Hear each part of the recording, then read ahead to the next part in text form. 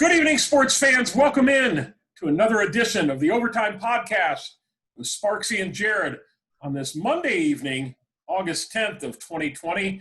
And Jared, so glad to have you aboard, episode number 18 here. And, we talked after we had Mr. Winslow from St. Paul last week, what we should do. And we're really coming close now to the fall sports season with high school and college. And we thought, why don't you and I just talk about this and get some things on the table? And since we last spoke, there's a lot of stuff that's gone on, hasn't it?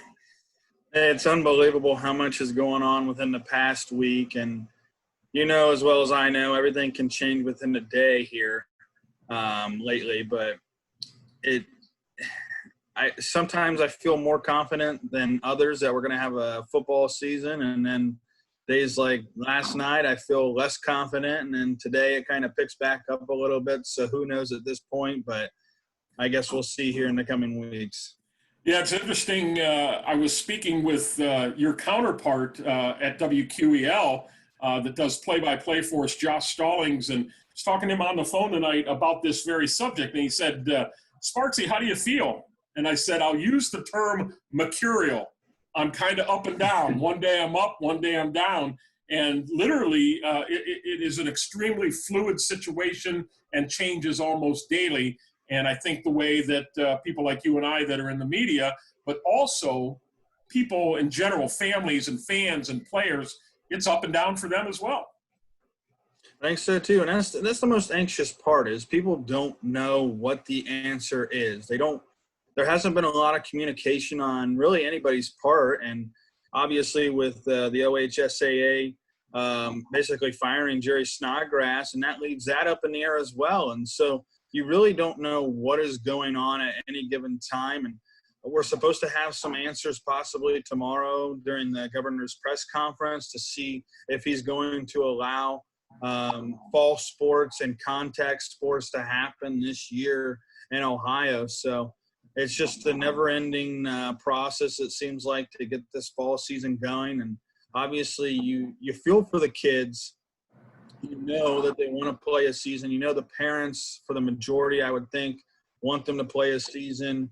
So it's just whether that happens or not, and we'll just go from there. But it could be very difficult times if the answer is no, but we'll just have to wait and see. So last Friday evening, right about the time that our buddy Davy Jones was going on with a program on WQEL, an announcement was made by the Ohio High School Athletic Association that basically said we're going to go through with a amended high school football season that would be 6 regular season games, beginning August 28th, which is when it was supposed to start. And then every school would be eligible for the playoffs if you wanted to go in the playoffs. And let's face it, I can't imagine too many teams would say, no, we don't want to be a part of it. But if they chose not to, they could finish out the balance of their season and play 4 more games. And if a team would be eliminated from the playoffs, they could also seek other teams to finish out a 10-game schedule. What was your reaction when you saw this? Because, again, that was a ray of light for me, but how did you react? I was a little bit surprised considering I think part of the process was trying to shorten the season so they could fit a season in. And then regardless, teams can still get 10 games in if you look at it, and possibly more. I think like you mentioned, I don't think anybody really is going to skip out on the playoffs or opt out, if you say.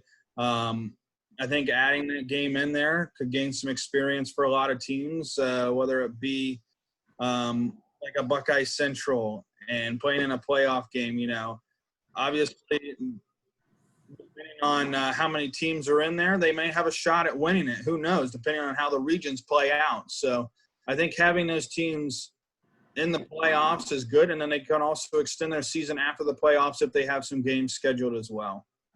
Yeah, and so kind of some other unprecedented things that went along with this. And I want to caution our viewers, and most probably know by now, by saying that, the OHSAA is not saying that football is a definite. That's still up to the governor, and we should hear that information soon. But they have to plan on something.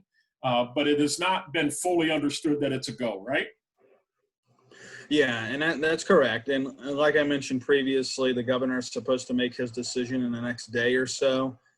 So hopefully by tomorrow, Tuesday or Wednesday, we should know the answer. Are we going to play high school football in Ohio this year? And I think that's the definite key, is what everybody's looking for is the answer. We know that some other sports might give it a go, and if they're able to, since they're non-contact technically, but the OHSAA moneymaker is football. And then on top of that, our fans going to be allowed. Our family members at least going to have the chance to watch their kids play, cheerleaders, band members, you name it. Are they going to be able to participate? Is this going to feel like a high school football season in Ohio, or are things going to be a lot different, or are they just going to be a little different? I guess we'll just have to wait and see. And I think looking forward to that.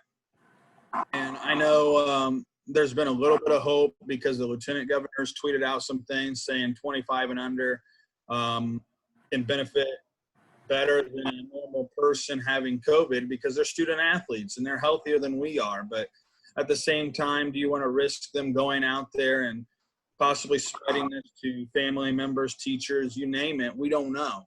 But in the same process, you have to have a plan in place, like you mentioned, in case something happens. And I think the N10 jumping on this and getting this schedule out today is able to elaborate on that and help them at least get something moving forward in case the season is to happen. You don't want to be unprepared. And I think just having that confidence and ability to do that. And obviously you leave out teams like Crestline. They were going to play Buckeye Central. Where does Crestline go now? We don't know. But those are the things that we look forward to here in the coming weeks. Yeah, and also on top of that, prior to that announcement on Friday, the OHSAA basically came out and said, if any schools want to televise their games, feel free and have at it, which again is unprecedented for them. But it's a decision that they had to make, and one that I'm sure many schools will take advantage of. And I find it interesting in all of this, we'd already heard the Toledo public school system had canceled all fall sports. The Columbus City schools canceled all fall sports. I believe the Cleveland City schools did as well. Trotwood Madison, defending state Division II state champ, postponed all fall sports. And then I saw Worcester High School had suspended all fall sports, and they weren't even going to discuss football until October 1st. Then I see today Worcester rescinds that and says, we're going to come back and we're going to play now, in lieu of all this information. So for athletic directors, it's just got to be chaotic and trying to figure out what's going on at all the sports, let's face it. Yeah, it's not just football that has this, adversity to face, even though I think they have the most. But it's everything. Cross country, they were up in the air there for a little bit. Are they a contact sport? Are they not? And I guess there's different rules that maybe apply to these sporting events in every aspect this year. Obviously, there's going to be changes, and we hope that this isn't something that's a new normal, must you say, but you just hope it's maybe just a one-year thing where we have to do things a little bit differently.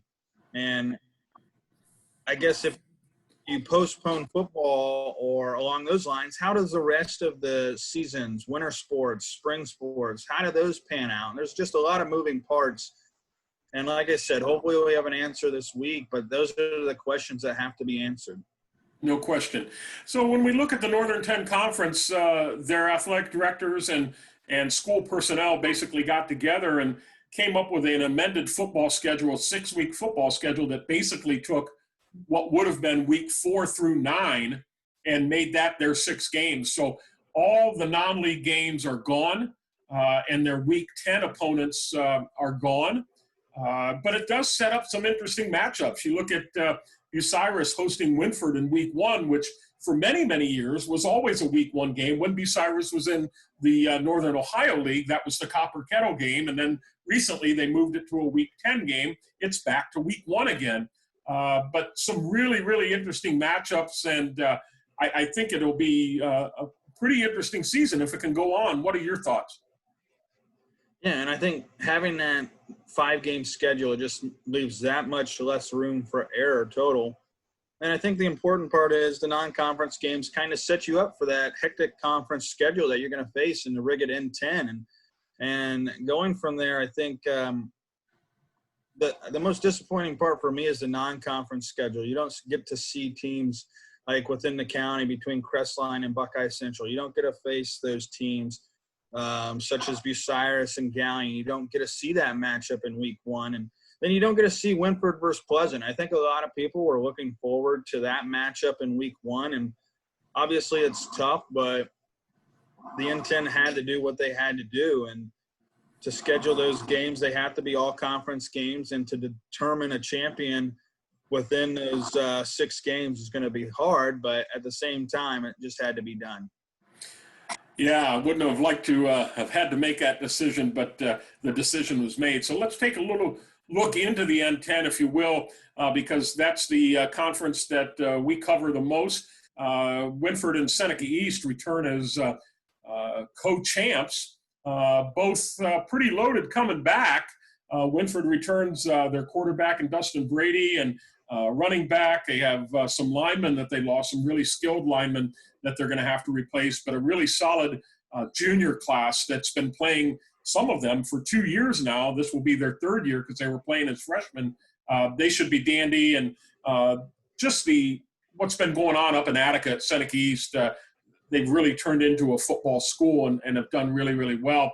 Can't leave out Cary and Mohawk. Cary has went deep into the playoffs again last year. Mohawk arguably is very solid year in and year out.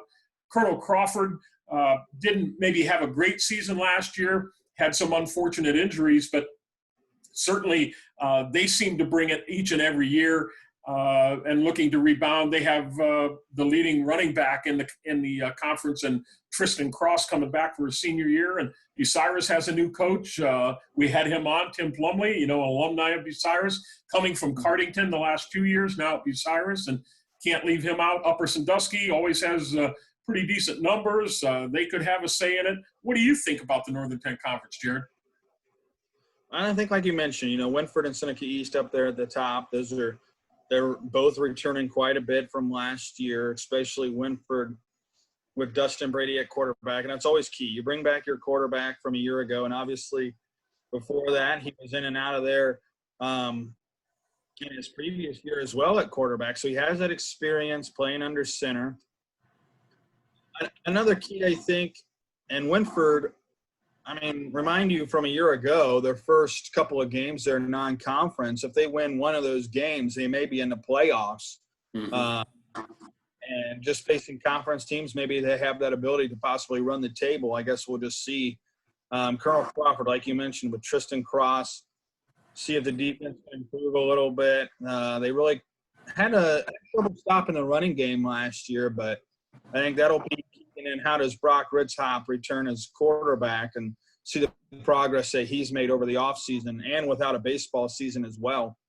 And then moving off of that, Upper Sandusky, how do they recover from Mason Bent and him not being there this year after graduating last year? So that's something to look forward to from that, and how does that offense recuperate without him under the helm, and we'll see from there. And then Buckeye Central, they obviously, as well as anybody knows, they've been down the past few years, but going off of that, anything can happen in one of these 6 weeks, and we'll see if they can pull out a victory this year.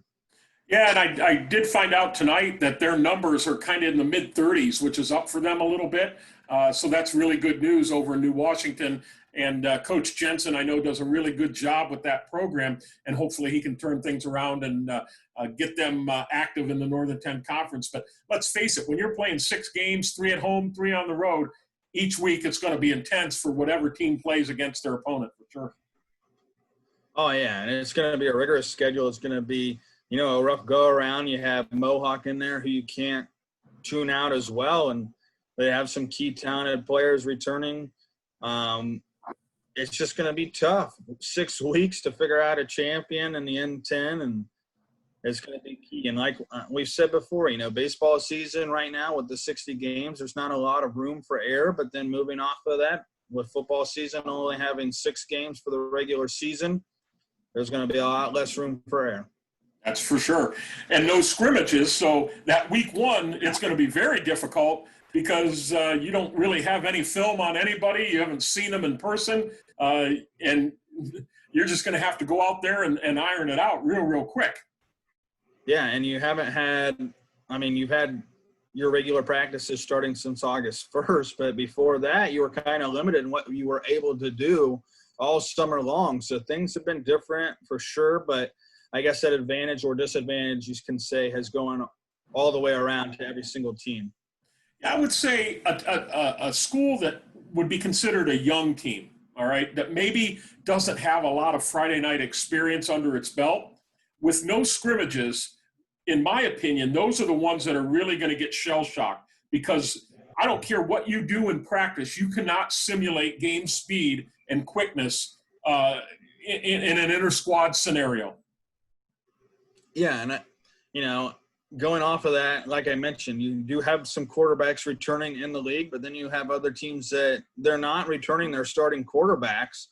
So, I mean, you get under center and those Friday night lights, yeah, depending on how many fans are there and what the crowd is like, we don't know what that's going to be. But regardless of the situation, the game speeds up once you hit that Friday night, and the difference between even JV and varsity is probably light years exactly, but we'll see from there, I guess. So the Mid-Ohio Athletic Conference, Galleon, which is a team that we know very well, had a really solid season last year, just a few minutes away from beating Pleasant. That really would have helped them get to the top of the MOAC. They did make the playoffs, and unfortunately were eliminated after the first round by Ottawa Glandorf, and lose a big player, big athlete in Isaiah Alsop, and some other key players as well. But their quarterback returns. Wilson Frankhouse, another skilled athlete, Hanif Donaldson, is back, and Caleb Griffin also lost to graduation as well. But they're going to be solid again. They have a good core of their players back, and I know Matt Dick is their head coach is very optimistic. Pleasant, as you mentioned, always bring it. That's just an institution down there in Marion County, and we know that they'll be good. And what's going on over at the Coke Corral in Clear Fork is very, very strong. And let's not forget about River Valley, and they seem to be doing well year after year. Shelby now in that conference as well. There's no gimmies in the MOAC either, is there? No, and it's hard to decide what league's going to be tougher, the N10 or the MOAC this year. Like you mentioned with Galleon, I think the key returner there is Hanif Donaldson. I remember last year in that Week 10 game against Pleasant, he pulled off that reverse and took it to the house to put Galleon up late, and then they ultimately ended up folding and losing that game. And that's in the back of the minds of these players. They had that moment slip away against Pleasant where they could have been MOAC champions, and they had that slip away. So, they're just chomping at the bit to get back out there. And as you mentioned, Shelby is always going to be tough.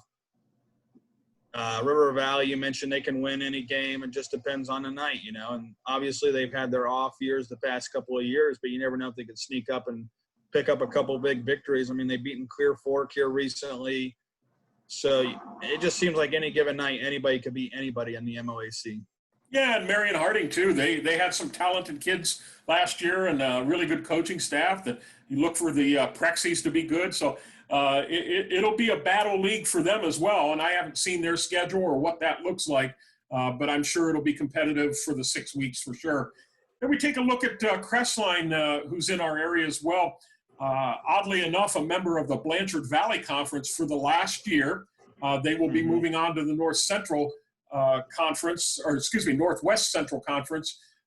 which is maybe a better fit for them. But, I just don't know how that's going to work out with teams like Lipsick and Liberty Benton and Arlington and Arcadia and Van Loo, and where does Crestline fit in for those 6 weeks? You mentioned they're going to lose a inter-county game with Buckeye Central that would have been week 1. That was always a good game for Crestline. Now that's going to be gone. And then they were going to play, I think they probably had Fisher Catholic on the schedule again, which is likely going to be gone. So what's that mean for Crestline? A team that under second-year coach Johnny King is really starting to turn things around and moving in the right direction. Yeah, and you got to feel for them. Losing that game against Buckeye Central, as you mentioned, an inter-county game. And that hurts for Buckeye Central as well, because that's one of their most competitive games on the schedule. And it's just a loss, I guess, for both teams, if you must say. But like you mentioned, how do they fit in that Blanchard Valley Conference against teams like Van Loo and Arcadia? I mean, they're obviously all smaller schools, but they also have been in that conference for a while now. So how does that schedule fit? We don't know yet. Hopefully they can pick up some games in there. I know Coach King put out a tweet and urging teams to hold up their end of the deal on some of these contracts, but with the N10, they have to do what they have to do, and other teams are going to do that as well. So you just hope that Crestline can pick up enough games to play this year. And as you mentioned, the motivation is there for Coach King. He's starting to get his players around and getting motivated to play football again at Crestline, and that tradition has been very well. And you just hope they can find enough games here coming up. Well, and you even look at in southern Richland County, a team like Lucas, Division VII state runners-up last year, and they're not in a conference, and so they're used to playing all kinds of schools out of conference. They're willing to travel wherever they need to go, but they're going to be kind of on the outside looking in as well. And maybe not exactly similar, but I saw Marion Local, powerhouse Division VI out of Western Ohio in the Midwest Conference. They picked up Lima Senior for week 2. So you have a Division VI playing, what's Lima Senior, D1 or D2, just to get a game. But those teams, because playoff points really don't factor into it because everybody's getting in the tournament, they do from a seeding standpoint, but you can take a risk and play games that you may not normally play because of playoff points. But I got a feeling schools like Lucas are going to have to, for their 3 weeks, are going to have to travel quite a bit.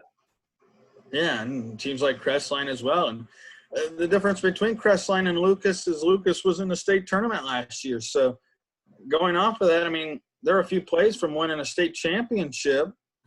What exactly happens there, I don't know. They're going to have to find some teams to face, and are they going to face every single team on the road? We don't know, and that's the difference between them and Crestline. Lucas has a little bit more of a competitive advantage, but at the same time, they both need teams to play, and maybe they'll figure that out, and hopefully they do, but they're going to have to figure it out soon, I guess. And are there any other teams you think, Mike, around the area? I can't think of any off the top of my head. Are there any around there still looking for other teams to play, whether it be an odd number in a conference or something? I don't know.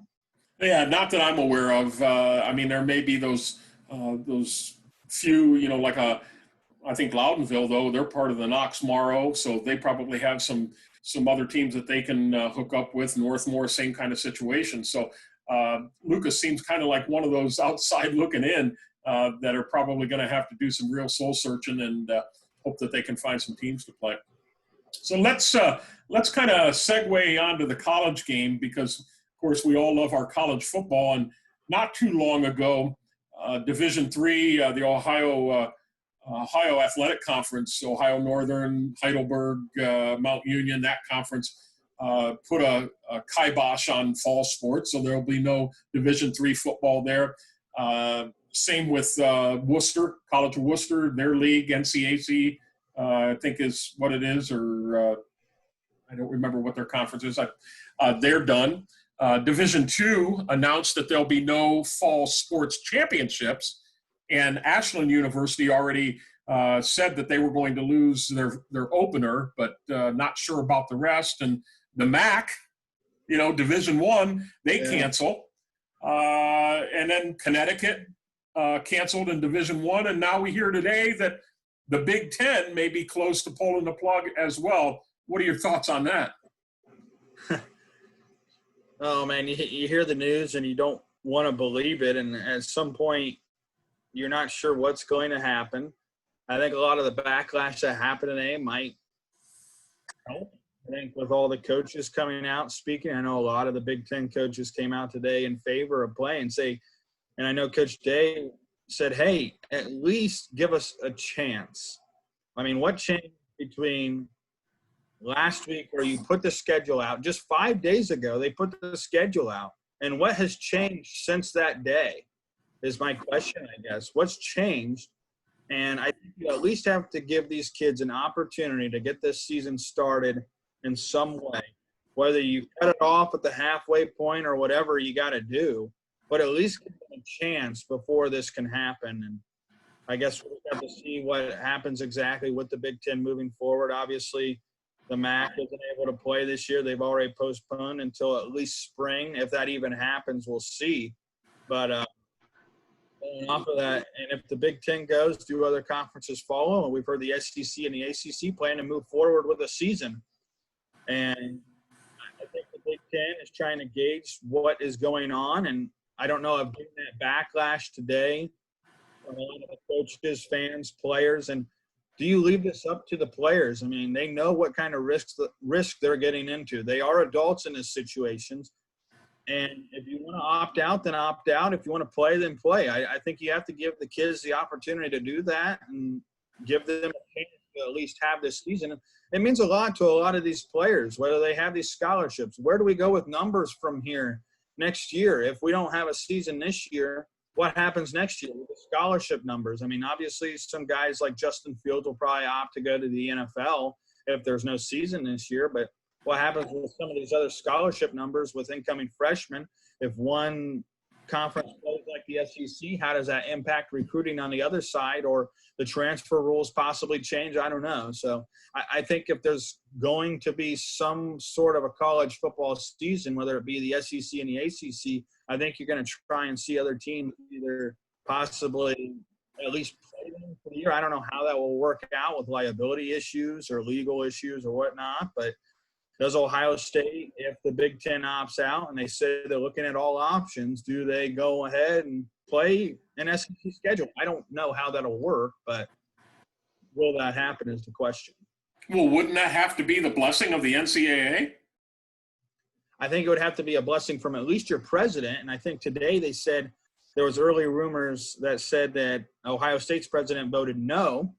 And remember, she's an elect president right now. She's just coming in and taking over for Michael Drake.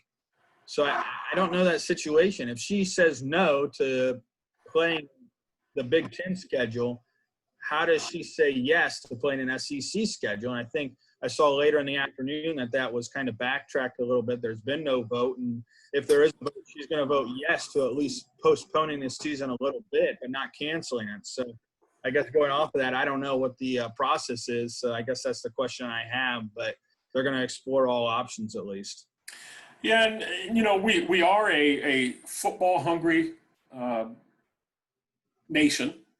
Let's face it, that is the number one sport. Whether you want to argue that is up for argument, I guess. But certainly in the Midwest, I would say, in Ohio being a football hotbed, and I think it means a lot from a psyche standpoint to people who have been dealing with this COVID since March, as we all have. And everybody was looking forward to the fall. And yes, that's important that we get our football, but it's not the end of the world.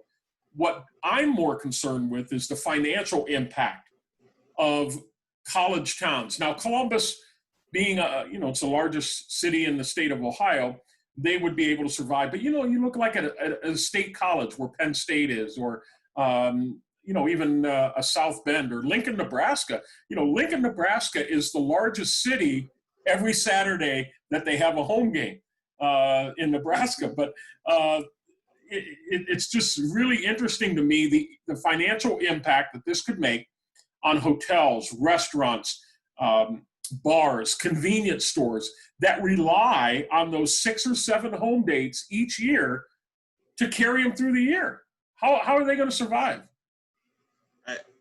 That's a question I think a lot of people ask. And I think regardless of if this season plays or not, I think it's still going to have a huge economic impact on any college town. And just watching things tonight, I know restaurants around the Horseshoe, I mean, they're expecting losses in the millions, Mike. And I think that's going to happen regardless of the situation, because you're probably not going to be able to play with fans anyway. So you're not going to have – and I think you elaborated on this earlier, how this impacts high school sports as well, but it impacts everybody: media, newspaper, print, radio. Right. TV, local stations and whatnot that might get some coverage from those games, but they're not going to have that now. And ticket takers, marketing teams, everybody. I mean, from the top down, it's going to affect everybody economically. And how do they recover from this? And even a lot of the college programs that are lower end, such as the MAC and whatnot, how do they recover from this? And how do their towns recover from this? And those are all questions that may not be answered until next football season, if they can even recover. Well, you look at Bowling Green, your alma mater. They were supposed to go to the Horseshoe week 1 to get lambasted on the scoreboard, but they were going to get a $1 million paycheck that helps fund all their other sports. Now that's gone. I'd say that funds every single sport. And obviously the baseball team was lost, and then they got a bunch of fundraising and came back. But how does that impact even the baseball team at that point, or any other sports like you mentioned? Football is the driving factor economically for every college in America that plays football. And without that, it's going to be tough going for every single sport. I mean, you have basketball as your secondary, but it doesn't bring in near the amount of fans that football does. And like you mentioned, with the restaurants and everything else, it's just going to be a huge impact. And I don't know how it's all going to shape up. It's kind of scary to think about that some of these places might even go out of business, and they're never going to be able to recover from this. No question. We mentioned the impact on players, and a number of weeks ago, we had Grant Loy, former student athlete at Buckeye Central, now enrolled at Auburn. And when I heard about the Big Ten, I reached out to him in a text message earlier today and asked him what his comments were on the Big Ten possibly pulling the plug, and if he has heard anything down at Auburn. And he gave me a pretty typical response, and basically said, haven't heard much. I'm preparing as if there's going to be a season, and that's all I can do. So me and my teammates are just continuing to prepare as if we're going to have a season. And that's what he has to do. Yeah, and I think that's what every team has to do, even Ohio State. And you heard rumors last night of saying, hey, let's go in lighter pads, just take a lighter practice today. And whether they did that or not, I don't know. But I think they're preparing as if they're going to have a season because, like you mentioned, that's what they have to do. They have to be prepared, like the N10 making the schedule and all these other high schools making a schedule. They have to be prepared for what's going to happen for the rest of the season, and they have to prepare now. Well, I've been thinking about this too, and let's live under the premise, and I don't want to be Danny Downer or anything, but let's live under the premise that high school football is ended, college football, as we know it, is ended. The NFL is going to move forward. I believe that to be true, unless they come down with a bunch of cases. You know very well that if college football pulls the plug, we will see at least 3 NFL games every Saturday. True? Yes. You're going to have a 1 o'clock game or a noon game. You're going to have a 4 o'clock and a 7 or 8 o'clock game.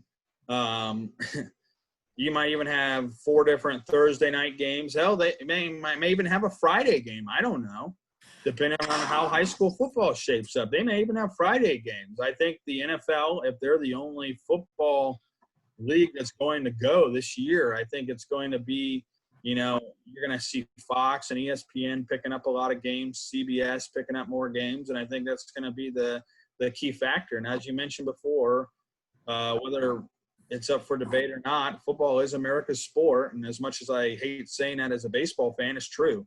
And I think that's the driving factor, and I think we will see at least 3 games every Saturday. Yeah, I can't fathom a scenario where the NFL would not pick up those time slots in lieu of college football, knowing that football is king in this nation, and advertisers will jump on board as fast as they can, knowing that there's a football starving nation that I don't care. If my Browns are playing Sunday, I'll watch them on Sunday. But if I know there's 3 games that aren't going to interfere with college, I'm going to watch all 3 on Saturday. And the NFL knows this, and they will take advantage of it very, very quickly, in my opinion. Do you think they're almost rooting for college football to be canceled? They wouldn't say that, But I think if you pump some truth serum into Roger Goodell, he probably would say that. But let's face it, unlike baseball, which has a minor league system, basketball, which has your D League, hockey, which has a minor league system, college football is the NFL feeder program. Without college football, how are you going to go and, do a combine and know whether this player is talented enough to play at your level or not? So in some regards, in my opinion, it hurts the NFL and it might water it down a little bit, but they're smart enough guys with the scouts. They'll figure it out. Yeah, and it's a trickle-down effect, and obviously if high school sports get canceled, that affects college football, and then if college sports get canceled, that affects the NFL. So it's just really a trickle-down effect from there. Yeah, no question. Well, we need to finish up here. It's been a great discussion. I appreciate your insight. And fans, all we can really say is stay tuned to your local media, to social media, which isn't always correct, but a lot of good informative stuff there. It's a very fluid situation. Believe us, we want it just as bad as you do. We want it at the high school level for the kids. And I don't care if it's football, volleyball, cross country. I don't care what it is. Soccer, I hope they get a season. College football, I just love it. I don't want to see it go away. Of course, pro football is my third favorite, but I'll take it if that's all we have. But we live in different times today, don't we, Jared? Yeah, and like I've mentioned and you've mentioned, things change so constantly right now by the day. And we hope to have an answer this week from Governor DeWine. I guess we'll just see here in the next couple of days. But like you mentioned, we want a season just as much as anybody else. I want a season so much. And, I mean, even the mental aspect of this, you don't even know. And you feel so bad for the kids if it doesn't happen. You feel bad for the spring athletes that never got their last baseball or softball season or track season. So you want this for these seniors, and just hopefully they can pull it out and make it happen. Yeah, let's hope so. Well, I want to remind everybody that the comments and views expressed in this podcast series are those of Mike Sparks, Jared Moore, and our guest, although we didn't have a guest tonight. And this podcast is not associated in any way with WBCO or WQEL Radio. That'll put a close to this episode of the Overtime Podcast with Sparksy and Jared, and we'll be making decisions shortly on who our next guest will be and when that'll be. And Jared, anything else to close her up for tonight? No, Mike, and like you mentioned, we just hope we have a season and just continue to move forward here, and we'll see what happens here this week.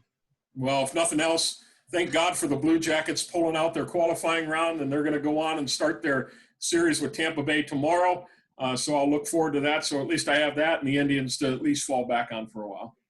Hey, the Indians right now are in prime position to make the playoffs, right? Right. That's good. I think I saw the standings, actually. There's going to be, if the playoffs started today, which obviously we're still towards the beginning of the season, if the playoffs started today, there would be 4 AL Central teams in the playoffs. You know that? No, but I'll take it. They may not score a lot, but they have really, really good pitching, so we'll take what we can get. All right, fans, thanks for tuning in tonight. That'll put a close, and I'll remind you, as I do each and every week, spirit with a vision is a dream with a mission. Have a good night, everybody.